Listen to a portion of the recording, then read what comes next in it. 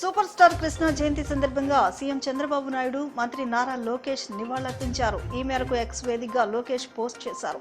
తెలుగు సినీ పరిశ్రమకు కృష్ణ చేసిన సేవలను స్మరించుకున్నారు. ధైర్యమే శ్వాసగా భావించి చాలా సాహసోపేతమైన ప్రయోగాలతో తెలుగు చిత్ర పరిశ్రమలో రికార్డులు సృష్టించారని వ్యాఖ్యానించారు. తెలుగు సినిమా రంగంలో కొత్త సాంకేతికతలు, వినూత్న కథాంశాలతో ప్రేక్షకులను కృష్ణ అలరించారని పేర్కొన్నారు.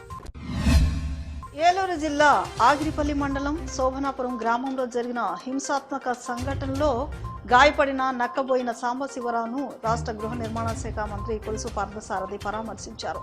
విజయవాడ ప్రభుత్వ ఆసుపత్రిలో బాధితులను పరామర్శించి ధైర్యం చెప్పారు. ఊపిరితిత్తుల వ్యాధులు, క్యాన్సర్ వంటి ప్రాణాంతరక సమస్యలకు కారణమయ్యే పొగాకు, గుట్కా, కైని తదితర మత్తు పదార్థాల నుంచి ప్రజలు దూరంగా ఉండి ఆరోగ్యాన్ని కాపాడుకోవాలని జిల్లా కలెక్టర్ డాక్టర్ జి లక్ష్మీషా పిలుపునిచ్చారు.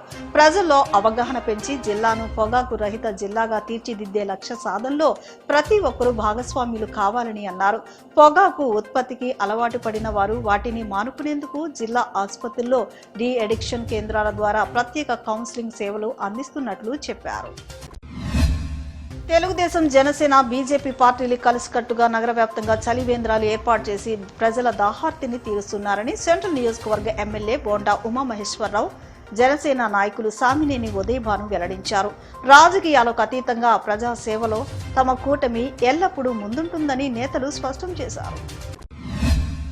ఇంద్రకీలాద్రిపై వేంచేసి ఉన్న శ్రీ కనకదుర్గమ్మ వారికి భక్తుల తాకిడి పెరిగింది. వేసవి సెలవులకు తోడు ఆదివారం కూడా కావడంతో ఇంద్రకీలాద్రి భక్త జనంతో కిక్కిరిసింది. వేకువ జాము నుంచే తరలి వస్తున్నారు భక్తులు.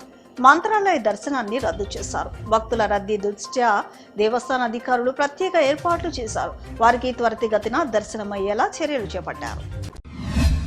ఉప ముఖ్యమంత్రి పవన్ కళ్యాణ్ పై కాపు సంఘాల పేరుతో వ్యక్తిగత విమర్శలు చేయడం సరికాదని జనసేన ఎమ్మెల్యే బొలిశెట్టి శ్రీనివాస్ అన్నారు. పవన్ కళ్యాణ్ కులమతాలకు అతీతంగా అన్ని వర్గాల అభివృద్ధి కోసం పనిచేస్తున్నారని చెప్పారు.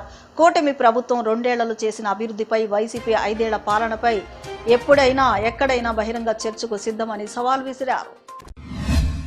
తెలుగు సినిమా చరిత్రలో కొత్త అధ్యాయాలు సృష్టించిన గొప్ప నటుడు సూపర్ స్టార్ కృష్ణని సెంట్రల్ ఎమ్మెల్యే బోండా ఉమామహేశ్వరరావు అన్నారు.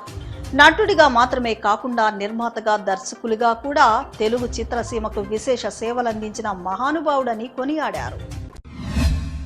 తమ సంస్థ తరపున తిరుమల తిరుపతి దేవస్థానంలో జరిగే నిత్యాన్నదానానికి 7వసారి వితరణ చేయడం తమకు ఎంతో సంతోషంగా ఉందని రాష్ట్ర నీటిపారుదల అభివృద్ధి సంస్థ ప్రతినిధులు కృష్ణారెడ్డి, యలమంచిలి ఈశ్వరరావు తెలిపారు. రాబోయే రోజుల్లో కూడా తమ సంస్థ ఆధ్వర్యంలో స్వామికి తమ సేవలను కొనసాగిస్తామని చెప్పారు.